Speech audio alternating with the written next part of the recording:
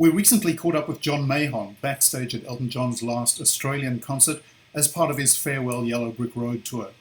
Digital Drummer readers got their first insight into the percussionist and vocalist in our 2011 interview.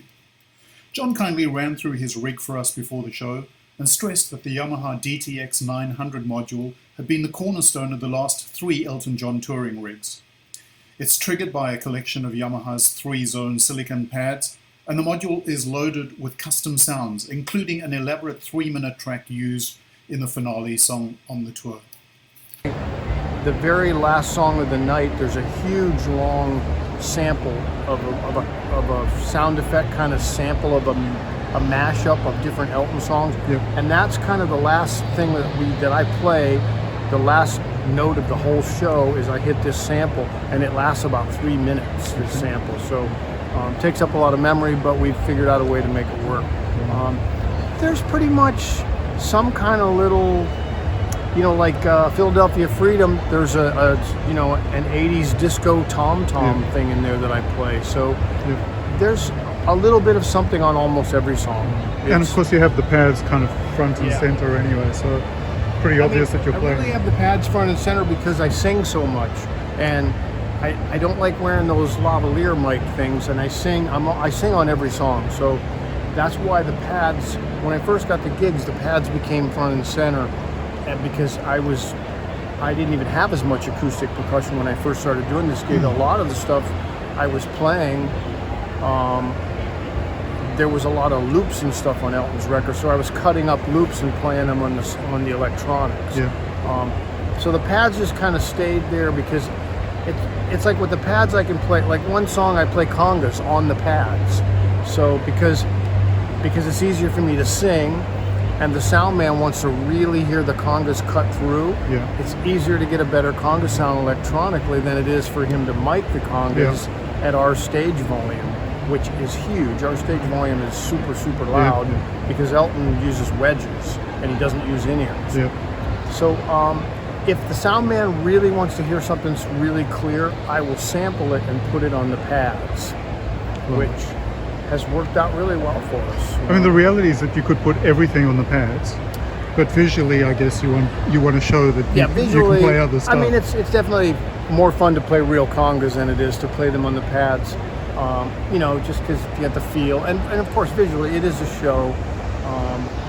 And you could put bell trees and all that other stuff on there, but I think for one song I used to have a gong, a real gong. I mean, I use a Zildjian wind gong here, but it was a huge gong that was at the end of one of the songs, which we don't play anymore. But it'd be great if I had a gong and could go boom, but you can't do all to these compete things. with the visual stuff happening over there with Ray. And since when Ray came back in the band, he plays most of the big orchestral percussion, and I've backed off a little more and focused a lot more on the singing parts. And I have a mallet cat that I just play on one song. I'm not a mallet master by any means, but I've figured out how to play it a little bit. And we use that little pad to change the program, which is nice. I can just flip around and boink and hit that pad and we're on to the next song. Because sometimes this setup is not even where I can reach it. Sometimes it's down on another section on our old stage. So you actually change the patches yourself? You don't have your I do it myself. doing it? Yeah, I just do it right there with that. Okay. And if something, he's always sitting behind the drums, so if something goes wrong, he can run over here. Because a lot of times we've had cable issues, where maybe the cable came out, or maybe it wasn't plugged in all the way. We've had some of the pads go bad after. Those are the newest Yamaha pads, but even at newest, those are probably going on maybe 8 years or something like that, and they get a pretty good workout, I have to say. I don't baby them at all, and most of the time I'm hitting them with a mallet stick. So most of the time I'm playing them with one of these Vic Firth. They made me these custom mallets, so big timbali stick on one side and a really hard felt thing on the other side. And do you have a spare backup module here with all your samples loaded? Well, see, that's a scary part. We don't carry a spare backup like in Australia. We'd have a problem. We have to find one of these. some of the songs, like for example, when our keyboard player, when he couldn't be here because he had COVID early on, so I played a couple of his pizzicato string parts on that. So he could probably like play hand claps on Crocodile Rock and stuff like that. You know, if there was and some of those really long samples, we have them backed up to a computer, so he can load them into his rig. So we figured out ways to make it work. You know, because really the show, it's about Elton, and I'm just kind of coloring candy. You know. Well, I think you're being a little modest. And you know, the kick drum is funny because Elton wanted me to bring this big bass drum in because he wanted to hear this big bass drum sound when we were working with Leon Russell. He wanted this big old-timey boom of a sound, concert sound. And he goes, "Do you have one of those bass drums?" And I said, "Yeah, I can get one of those." But the crazy part is, it's a sample. I'm sampling. Yeah, I sampled the big bass drum sound because you can't hear that at our stage volume. But when you sample it, and then he can hear it come through the speakers, we can turn it up as loud as we want. So the electronics has been a lifesaver, really, for this gig, for things we really want to hear, things that are important that got to come out. And it's good because I can carry the weight of other things, like if our keyboard player can't, he's got too much going on. I mean, there was a couple songs, I even had a few short vocal samples on I think it was maybe Border Song or something like that. We wanted more of a choir kind of a sound that we couldn't really get. So I would sample Holy Moses, the whole sample like that. We all sang it, and then we doubled and tripled it, so it sounded fat. And I used to play the sample for Lion King when we did Circle of Life. There's an African chant in the beginning of the song. Ingwiyama, Ningwiyamamana. Ingwiyama, Ningwiyamambala. Something like Ingwiyama. Well, I had to cut it up in 4 Ingwiyama, Ningwiyamambala, because when I tried to play the whole sample, Elton wouldn't do the song the same speed every night. So some nights he wanted to play it faster, so I would go, you know, and the sample would be in this tempo. So I thought, I'm going to cut it up. And he used to say it up on my pads. He used to say, you know, because it wasn't easy because I was singing it and playing it at the same time. So that was kind of weird, you know. So you've had this rig for a long time. Have there been any disasters? I knocked my drink on it one night. It was the worst thing that ever happened. I had an orange juice up here, and I knocked it over, and it dripped down in there and fried it. And that huge rain you're talking about a few years ago when we played it, and I don't think it was maybe in Hunter Valley or something like that. It was a huge rainstorm. Toasted it. It fried it because we got so wet. And you know, I mean, one of the bad parts about this thing is that it sits on a tray like this. And if I'm super thinking ahead, I would come back here and shove it in, you know. But that night, it was just the rain just soaked it. So that's the worst thing is we've never had like a hardware. We've had a couple software glitches where we had to reboot it a couple times, but like we've never had a memory chip problem or anything like that. So it's been, worst case scenario, you've got plenty of other stuff to hit anyway. I got plenty of other stuff to hit. Yeah. You know, the samples. I mean, I do a lot of really weird, like the beginning of Benny and the Jets has a crowd noise with a whistle. It's on the record if you hear it.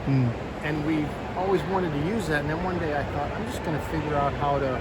So I found some crowd noise, I taped some crowd noise, and then I got one of the guys, Elton's wardrobe person, who's got a great whistle. It's like, you know, like a really loud.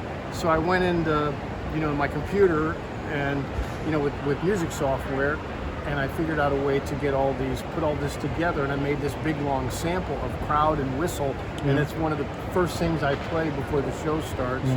I hit it on the pad. Because Benny and the Jets has foot stomps.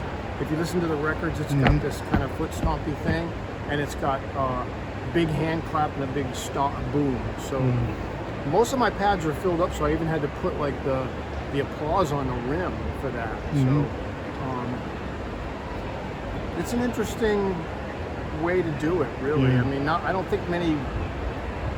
I mean, I know plenty of other percussion players, but most of them I don't think are using the samples like I am. Yeah. Most of them are, they're, you know, the drummer's playing on a side pad or something like SPDS that. or something. Most of my samples are kind of like more part of the show as opposed to a percussion part. I guess that's a good way to put it.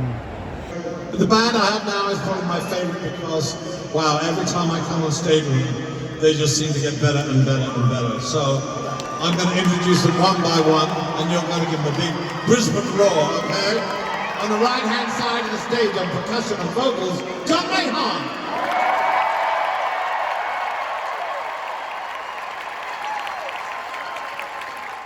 And on a personal note, are you going to miss this? Absolutely. I mean, really, wow. This is my 26th year with Elton, so yeah, I'm going to definitely miss it. I'm going to definitely miss it. But, you know, I've got other things going on and do some more, a lot more recording work and stuff like that. Just give you a chance to get out there. I have a lot of gear I'm going to have to figure out what to do with. But emotionally, it must be difficult because there are so many last concerts. You know, the last. Yeah, like this is tonight's the last concert in Australia ever. So that's kind of weird, really, when I think about that. So yeah, it's been very bittersweet. Like we played Dodger Stadium, and that was the last one, and very bittersweet. The last show in the United States. Incredible audience reaction, though, and incredible critical review. Yeah, incredible. Yeah, great. But no, I've been very happy. I mean, Yamaha, they've been like so good with me, and you know, if something breaks, and I have to say, the thing is a workhorse. You know, I don't know about the other. I've always only had this 900. Yeah. And I'm not even sure if they still make it. To tell you No, they don't. Are they pressuring you to try the new stuff, the DTX Pro? Well, it's not like they're pressuring me, but they say, you know, we've got this. But you know, if I knew the tour was going to keep on going, I would definitely upgrade and go to the new stuff. But at this point, for us to change all the samples, that's right, because it's not just plug and play for you. It's not just plug and play. It's you'd have to reload all the samples in. I have pretty much every song that Elton's ever done with us in here. So the thing is a monster. I mean, it's got a lot of banks. It's not the easiest thing to program, but it's very similar to programming a motif keyboard. So once you figure out the architecture, it works a lot better. I mean, we still have the plastic on the screen on this one. But it's dirty, because this is one of my oldest ones. Right. It doesn't waterproof it, unfortunately. No, it doesn't. No. Excellent. Yeah. But, all right. No, that's great. Thank you very much for that. Oh, you're welcome.